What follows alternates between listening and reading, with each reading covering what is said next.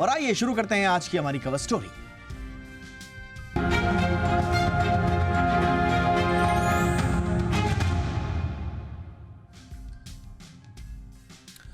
वित्त मंत्री निर्मला सीतारमण की अगुवाई में जीएसटी काउंसिल की 54वीं बैठक में कई बड़े फैसलों की बारिश हुई। जीएसटी काउंसिल के इस अहम बैठक में insurance premium, real estate, online gaming जैसे मुद्दों पर बहुत फैसले आए हैं। खास बात यह रही कि काउंसिल ने कैंसर की दवाओं पर जीएसटी को 12% से सीधा 5% पर कर दिया, यानी कि यह मरीजों के लिए बड़ी राहत की खबर हुई है। दूसरा, आपके पसंदीदा नमकीन पर भी राहत दी गई है। 18% की जगह अब नमकीन पर 12% जीएसटी देना होगा। बैठक में 2 नए जीओएम पैनल बनाए गए हैं। इसको विस्तार से आपको बताते हैं कि ये 2 जीओएम पैनल क्या करेंगे। देखिए, पहला जो है वो हेल्थ इंश्योरेंस पर जीएसटी रेट रैशनलाइजेशन के लिए, और दूसरा कंपनसेशन सेस पर। ये 2 मुद्दों पर जीओएम का गठन किया गया है। वित्त मंत्री ने बताया कि हेल्थ इंश्योरेंस प्रीमियम पर जीएसटी घटाने का मामला अभी चर्चा के अधीन है। इस पर नवंबर में अगली बैठक में कोई बड़ा फैसला हो सकता है। अक्टूबर तक जीओएम अपनी रिपोर्ट पेश करेगा और हो सकता है कि हेल्थ इंश्योरेंस पर जीएसटी की छूट से लोगों की जेबें थोड़ी और हल्की हो जाएं। लगातार इस पर हम बातचीत भी करते आए हैं। जी बिजनेस की ये मुहिम भी रही है कि हेल्थ इंश्योरेंस पर, यानी कि इंश्योरेंस प्रोडक्ट्स पर जो प्रीमियम है, प्रीमियम पर जीएसटी घटाइए वित्त मंत्री जी। हमने ये, आपको याद होगा, पूरी मुहिम भी चलाई थी। इसके बाद इसमें केंद्रीय मंत्री नितिन गडकरी साहब भी कूदे और उसके बाद से एक मोमेंटम बना इस पर, और अभी भी ये पूरा मामला गर्म नजर आ रहा है। आज इस पर बहुत निगाहें थी सबकी और इसको फिलहाल जीओएम को दे दिया गया है।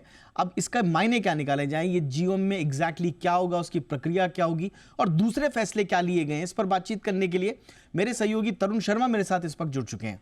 तरुण, पहले तो ये बताइए कि इंश्योरेंस प्रीमियम पर जो जीएसटी का फैसला है ये जीओएम को दिया गया है, इसका मतलब क्या है? अब कब माने कि कब इस पर फैसला होगा, और क्या ये मान के चलें कि सब चीजें सकारात्मक हैं?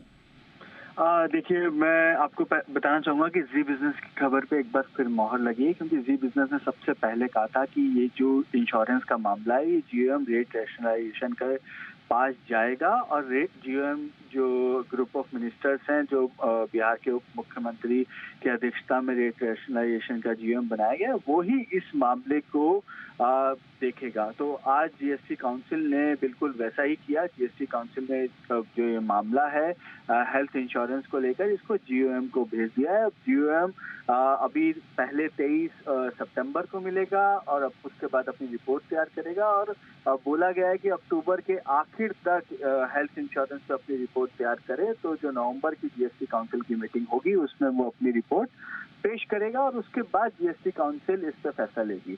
अब बात रही कि क्या ये सकारात्मक है, पॉजिटिव है जीएसटी काउंसिल में? बिल्कुल, क्योंकि सबसे पहले जी बिजनेस ने इस मुद्दे को उठाया, उसके बाद नितिन गडकरी ने इस मुद्दे को उठाया, उसके बाद काफी विपक्ष एकजुट हो गया इस मुद्दे को लेकर।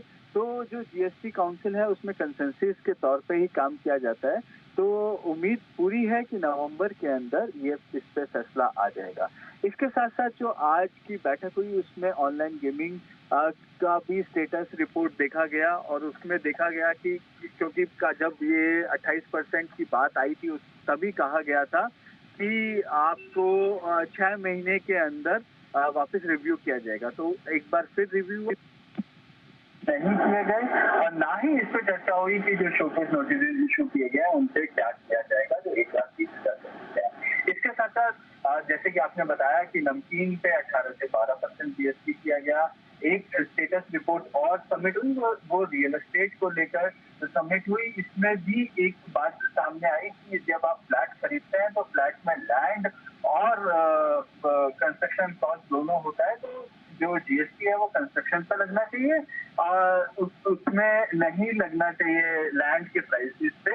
तो उसका कैलकुलेशन कैसे हो, उस चीज को लेकर भी आज डिस्कशन हुआ, और उसको भी जो रेट रियल एस्टेट की जो जीएम है उसको ट्रांसफर कर दिया गया। ऑलराइट तरुण, मैं क्विकली क्योंकि आज दिन भर चर्चा का विषय रहा जो पेमेंट से जुड़ा हुआ है, 18% जीएसटी, जो इनकम ऑफ जो पेमेंट एग्रीगेटर्स हैं 2000 से कम के ट्रांजैक्शंस पर, इस पर भी चर्चा थी सबकी कि भाई क्या होगा, कैसे होगा। फिलहाल फिटमेंट को ऐसी खबर मिल रही है, थोड़ा इसका डिटेल दीजिए ना कि इसका क्या हुआ, क्या स्टेटस है। एक क्लैरिटी लाना चाहूंगा, और जो विपक्ष की तरफ से एक मुद्दा बनाया गया था उस पर सबसे पहले क्लैरिटी लाना चाहूंगा। जब 2017 के अंदर जीएसटी लागू हुआ था और जब ये पेमेंट एग्रीगेटर्स 2000 रुपए से नीचे का जो जब ऑनलाइन को बढ़ावा देने के लिए जब ये चलाया गया था, तब साफ तौर से कहा गया था कि 2000 रुपए से नीचे जीएसटी की रियायत या राहत जो है वो केवल और केवल बैंक्स को है,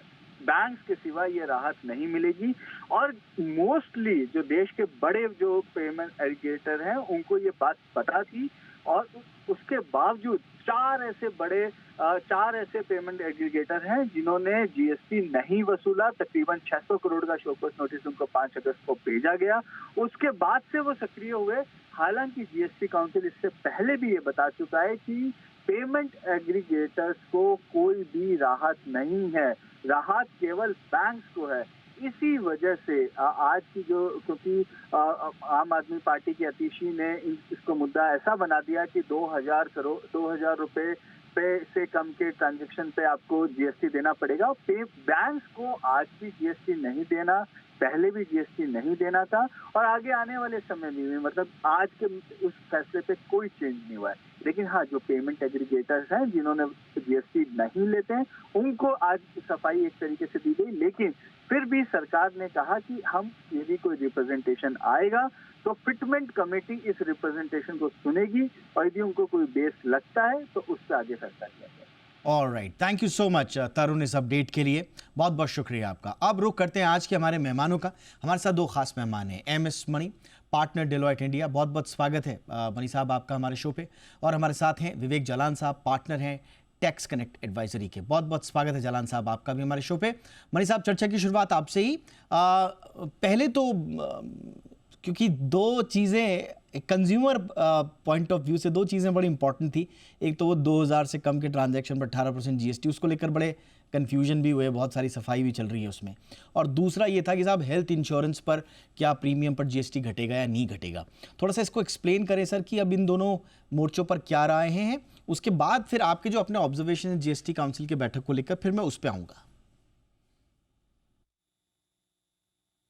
पेमेंट है, पेमेंट एग्रीगेटर के जरिए जो जाती है बैंक तक, उसमें पोजीशन ये है कि बैंक जब ये ट्रांजैक्शन करती है खुद तो वो एग्जेम्प्ट है, जबकि सेम ट्रांजैक्शन जब वाया पेमेंट एग्रीगेटर है वो एग्जेम्प्ट नहीं है।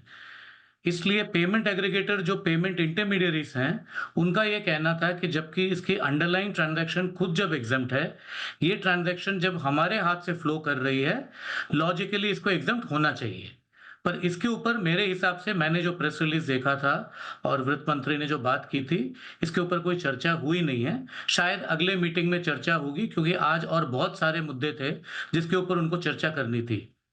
जहां तक हेल्थ इंश्योरेंस का सवाल है, ये मेरे हिसाब से तो सिर्फ टाइमिंग की इश्यू है कि मिस्टर मणि, एक छोटी सी क्लैरिटी में सीधा, क्योंकि आम बोलचाल की भाषा में, आम व्यक्ति की भाषा में मैं बात करना चाह रहा हूं, इसलिए मैं इसी पे थोड़ा सा बोल रहा हूं।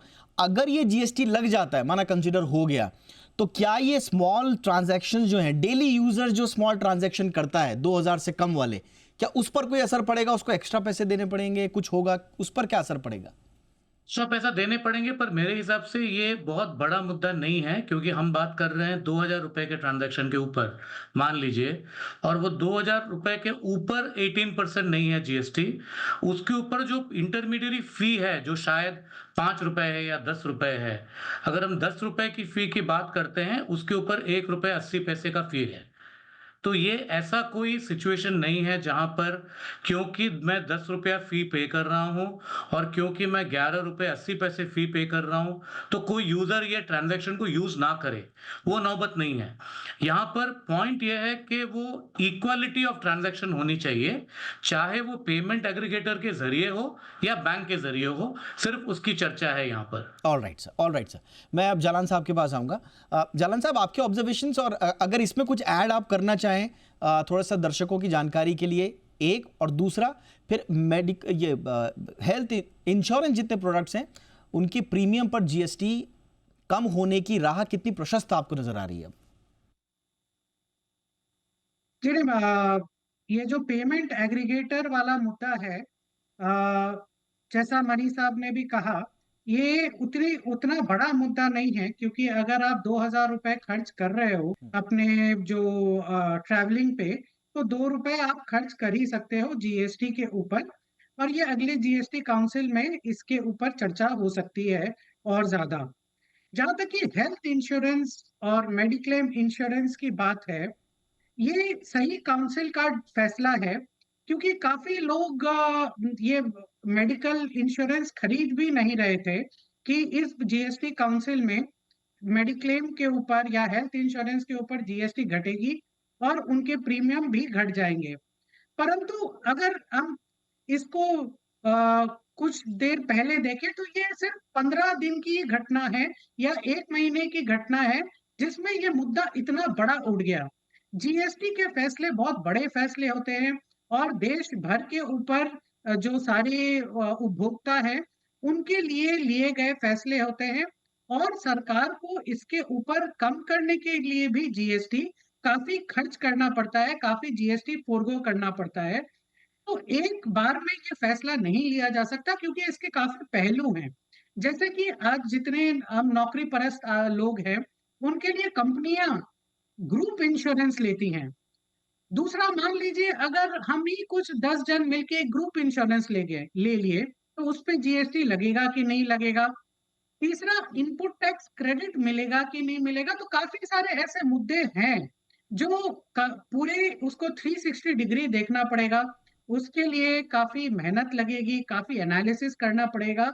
और सबसे ज्यादा कि जीएसटी का जो नुकसान गवर्नमेंट को होगा, उसका एनालिसिस करना पड़ेगा। इसीलिए 1 महीने में ग्रुप ऑफ मिनिस्टर्स इसके ऊपर रिपोर्ट देंगे। अक्टूबर तक वो रिपोर्ट देंगे। उसके बाद जो जीएसटी की कमिटी है, जीएसटी काउंसिल की, वो इसके ऊपर और एनालिसिस बहस करेगी और नवंबर 2024 में इसके ऊपर एक पुख्ता फैसला लिया जाएगा। ये आम आदमी के लिए बहुत ही अच्छा फैसला होगा, परंतु ये जरूरी है कि ये फैसला जीएसटी काउंसिल जो ले, वो बहुत सोच समझ के ले, ताकि आम आदमी को भी रियायत मिले और जो गवर्नमेंट है उसका भी रेवेन्यू प्रोटेक्टेड रहे। All right sir. मनी साहब, अब जो हमारे संवाददाता तरुण ने भी बताया, एक जो रिवीलेशन जो आज एफएम ने किया है वो ये है कि ऑनलाइन गेमिंग रेवेन्यू जो है वो 412%, 6 महीने में 412% बढ़ गया, 6,909 करोड़। और कसिनो रेवेन्यू भी जो है वो 30% बढ़ा है। अब ऐसे में आज जो जीएसटी के फैसले हुए हैं ऑनलाइन गेमिंग पर, उसे आप किस तरह से लेते हैं? और दूसरा, साइड बाय साइड चल रहा है ऑनलाइन गेमिंग का रेगुलेशन, इसको किस दायरे में लाएं, इस पे क्या करें, इस पे सिंटैक्स लगाएं, इसको किस लेवल पे बैन करें, क्या करें? तो आपको क्या लगता है कि अभी भविष्य ऑनलाइन गेमिंग का आपको किस तरह का नजर आ रहा है? सब ठीक ठाक चल रहा है? सरकार इसको आत्मसात करने की कोशिश कर रही है या कोशिश कर रही है कि हम अभी और कड़क फैसले लें? पहली बात यह है कि ऑनलाइन गेमिंग के ऊपर जो रेवेन्यू इंक्रीज की बात हुई थी आज 400% प्लस, वो क्लियरली डेमोन्स्ट्रेट करता है जो हम जीएसटी के प्रिंसिपल में कहते हैं, जहां पर क्लैरिटी और सर्टेनिटी होती है जीएसटी के कानून में, तो रेवेन्यू इंक्रीज ज्यादा होती है। क्योंकि ज्यादातर केस में क्या होता है कि जो प्लेयर्स हैं उस पे या जो ऑपरेटर्स हैं उसमें, उनके पास क्लैरिटी नहीं रहती है कि उनको जीएसटी कलेक्ट करना है कि नहीं करना है। और हमें ये समझना चाहिए कि जीएसटी इनडायरेक्ट टैक्स है, मतलब मैं जो टैक्स भर रहा हूं, मैं सामने वाले से लेके वो सरकार को भर रहा हूं, मैं अपने जेब से नहीं भर रहा हूं। तो क्योंकि ये इनडायरेक्ट टैक्स है, अगर इस पे शुरुआत से क्लैरिटी और सर्टेनिटी है कि मुझे ये टैक्स कलेक्ट करनी है, इतने % पे कलेक्ट करनी है और इस वैल्यू पे कलेक्ट करनी है, तो मैं तो वो कलेक्ट करके सरकार को जमा कर दूंगा। तो ऑनलाइन गेमिंग सबसे अच्छा नमूना है ये डेमोन्स्ट्रेट करने के लिए कि जब तक उस इंडस्ट्री में क्लैरिटी सर्टेनिटी नहीं थी, रेवेन्यू कलेक्शंस खास नहीं थे। अब जब अक्टूबर 23 के बाद में जब इसके ऊपर क्लैरिटी और सर्टेनिटी आ गई, रेवेन्यू कलेक्शंस बढ़ गए हैं, 400% जो बढ़ गए हैं, मेरे हिसाब से इससे और ज्यादा हो सकता है, क्योंकि ऑनलाइन गेमिंग जो है वो एक गेम है, वो गेम ऑफ स्किल और गेम ऑफ चांस है, और वो गैम्बलिंग नहीं है। तो इसके पहले बहुत लोगों का अनुमान ये था कि ऑनलाइन गेमिंग जो होती है वो गैम्बलिंग के इक्विवेलेंट है और वो सिन गुड्स के हिसाब से ट्रीट करनी चाहिए। जबकि ज़्यादातर वर्ल्ड में ऑनलाइन गेमिंग एक फैक्ट ऑफ लाइफ है जो बहुत लोग खेलते हैं उसको एन्जॉय करने के लिए। It is a form of entertainment for many people. इसलिए जब बट सरकार मनी ने साहब जब यहाँ पर रेगुलेट कैच किया ये है, मनी साहब इसमें कैच ये है कि शिकायतें ये आती हैं कि जो ऑफशोर जो कंपनीज हैं जो भारत में रेगुलेटेड हैं, भारतीय जो एंटिटीज हैं, उनको तो समझ में आता है कि साहब अगर कोई वो गड़बड़ कर भी रहे हैं और वो कैसीनो या गेम ऑफ स्किल या गेम ऑफ चांस की आड़ में अगर उन्होंने गैम्बलिंग करवा दी तो हम उनको पकड़ भी लेंगे। प्रॉब्लम यहाँ पर ये आ रही थी कि साहब ऑफशोर कंपनीज हैं, अगर आप यहाँ पर इनको बढ़ावा देंगे या उनको अगर किसी ब्रैकेट में लाने की कोशिश करेंगे तो वहाँ वो भी बढ़ावा होगा, उनको मिलेगा। तो क्या करे सरकार, कैसे करे इसमें? इसमें 2 मुद्दे हैं। पहला मुद्दा ये है कि उसकी ओनरशिप स्ट्रक्चर कैसी होनी चाहिए? वो इंडिया डोमिसाइल कंपनी होनी चाहिए कि नहीं चाहिए? उसकी क्या टैक्स स्टेटस होनी चाहिए इंडिया में? वो दूसरा मुद्दा है जो जीएसटी एड्रेस नहीं कर सकता है। तो ऑनलाइन गेमिंग कंपनीज की जो कॉम्प्रिहेंसिव रेगुलेशन है, वो तो अलग है। पर जीएसटी के दायरे से मुद्दा ये था कि जो एक्टिविटी वो परफॉर्म करते हैं, उसके ऊपर जीएसटी लागू है कि नहीं है? अगर लागू है, किस वैल्यू पे है और किसको भरना है? उसके ऊपर जैसे ही क्लैरिटी आ गया, हम रेवेन्यू इंक्रीज देख रहे हैं। All right. जालान साहब, कोई ऐसी बातें जो आज रह गई हैं? आज मेरा ख्याल है जीएसटी स्लैब रैशनलाइजेशन पे भी कोई बातचीत नहीं हो पाई है। थोड़ा ऐसे मुद्दे जो आपकी नज़र में, आपके ऑब्जर्वेशन में जो अभी एक पेन पॉइंट की तरह हैं पूरे जीएसटी के इकोसिस्टम में और जिनको एड्रेस किया जाना बाकी है सर। ये बात ये है कि जहां तक जीएसटी के अनफिनिश्ड मनी एजेंडा साहब, ये आइटम्स हैं, मेरा सवाल जालान उसमें साहब के लिए था। मनी साहब, सॉरी इट्स ओके सर। या जालान साहब। जी, आपने दो बातें कही हैं कि और काफी सारे क्या कोई डिसीजन लिए गए हैं जो पेन पॉइंट्स थे और जो सॉल्व कर दिए गए हैं, और दूसरा जो पेन पॉइंट्स रह गए हैं वैसे मुद्दे। करेक्ट। मैं दोनों को एक एक करके आंसर करूंगा। पहला, जो मुद्दे सॉल्व कर दिए गए हैं, एक बहुत ही बड़ा आम जनता का एक मुद्दा था। हम और आप भी सामान खरीदते हैं बाजार में जाके और हम उस पे जीएसटी भी देते हैं। मान लीजिए आपने कुछ कपड़ा खरीदा एक लोकल दुकान से, उसने आपको जीएसटी भी चार्ज किया 5%, 12% या 18%। एक मुद्दा हरदम रहता है कि क्या वो जो सप्लायर है उसने जीएसटी गवर्नमेंट को दिया। आप ईमानदारी से उसे जीएसटी दे रहे हो, किंतु उसने गवर्नमेंट को जीएसटी दिया कि नहीं दिया, वो एक मुद्दा हो जाता है। इस जीएसटी काउंसिल में इस मुद्दे को काफी डिस्कस किया गया और जो ऐसी इनवॉइसेस है एक स्लैब के ऊपर, जिसको हम B2C इनवॉइसेस कहते हैं, बिजनेस टू कंज्यूमर, जो खरीदार को इनवॉइसेस देते हैं, वो भी अब कंप्यूटराइज्ड या ई इनवॉइस फॉर्मेट में होगी। मेरा मानना है कि कंज्यूमर को जीएसटी वो जो दे रहे हैं सप्लायर को, उसके ऊपर ये प्रावधान आ जाने से काफी सेटिस्फेक्शन होगा ये कि मेरे ख्याल वो से जो 5 करोड़ जीएसटी, से नीचे पर अभी ई इनवॉइस नहीं था सर।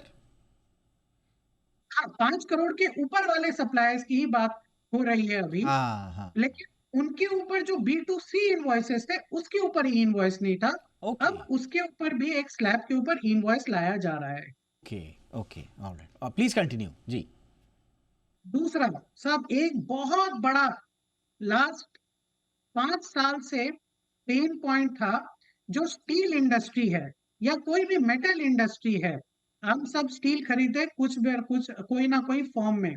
अब इसमें फेक इनवॉइसिंग की बड़ी प्रॉब्लम थी कि इनवॉइसेस जो इशू कर रहे हैं सप्लायर, वो जीएसटी गवर्नमेंट को दे रहे हैं कि नहीं दे रहे, और जो खरीदार हैं, जो मेटल के खरीदार हैं, स्क्रैप के खरीदार हैं, उनके ऊपर जीएसटी डिपार्टमेंट कार्रवाई करती थी। अब इस ट्रांजैक्शन को भी रिवर्स चार्ज में लाया गया है, तो हमारे जो स्टील व्यापारी हैं, जो स्टील मैन्युफैक्चरर हैं, उनको काफी राहत मिली है इस जीएसटी काउंसिल मीटिंग से। ऑलराइट। एक्सपोर्टर्स के लिए काफी कुछ है इस जीएसटी काउंसिल मीटिंग में, परंतु कुछ कुछ पेन पॉइंट्स जो आपने कहा वो रह गए हैं। इस जीएसटी काउंसिल ने भी उसे एड्रेस नहीं किया है, और सबसे बड़ा छोटे व्यापारियों के लिए पेन पॉइंट सबसे बड़ा है कि अगर आप किसी से खरीदारी करते हो, अगर आप व्यापारी हो, आप जीएसटी दे के खरीदारी करते हो और आप उसकी इनपुट टैक्स क्रेडिट ले लेते हो, उसने जीएसटी गवर्नमेंट को नहीं दिया अगर, तो जीएसटी डिपार्टमेंट आपके ऊपर कार्रवाई करती है। ये पेन पॉइंट है, खास करके छोटे मध्यम स्केल व्यापारियों का, ये अभी भी है। सारे ही ट्रेड एसोसिएशंस ने उसके ऊपर जीएसटी काउंसिल से रिक्वेस्ट की है कि कुछ इसके ऊपर ऐसा सिस्टम लाया जाए कि ऐसे जो छोटे मध्यम स्केल व्यापारी हैं उनको प्रोटेक्शन मिले। वो अभी भी पेन पॉइंट है। हो सकता है आगामी जीएसटी काउंसिल मीटिंग इसके ऊपर कुछ डिसीजन ले। राइट। तो बहुत सारी बातें हैं जिन पर आज फैसले हुए हैं और कुछ चीज़ें ऐसी भी हैं जो रह गई हैं। उम्मीद करते हैं कि आने वाले समय में उसको एड्रेस किया जाएगा। लेकिन राह जो प्रशस्त हुई है वो प्रशस्त हुई है मेडिकल प्रीमियम पर जीएसटी घटाने की। हमें खुशी है कि जी बिजनेस ने बहुत प्रमुखता से, बहुत शुरुआत से ये मुद्दा उठाया, जिसके बाद ये जन जन का मुद्दा बना। उसके बाद गवर्नमेंट के भीतर भी इस पे एक ब्रॉडर कंसेंसस, जो आज शब्द का इस्तेमाल किया गया, वो भी बनी है। अब देखते हैं कि नेक्स्ट मीटिंग तक इस पे कोई ठोस फैसला आता है या नहीं है। बाकी भी जो फैसले थे बड़ी बारीकी से आप दोनों ने उनका विश्लेषण किया। थैंक यू सो मच विवेक जालान साहब, वक्त निकालने के लिए। एमएस मनी साहब, बहुत बहुत शुक्रिया आपका भी वक्त निकालने के लिए।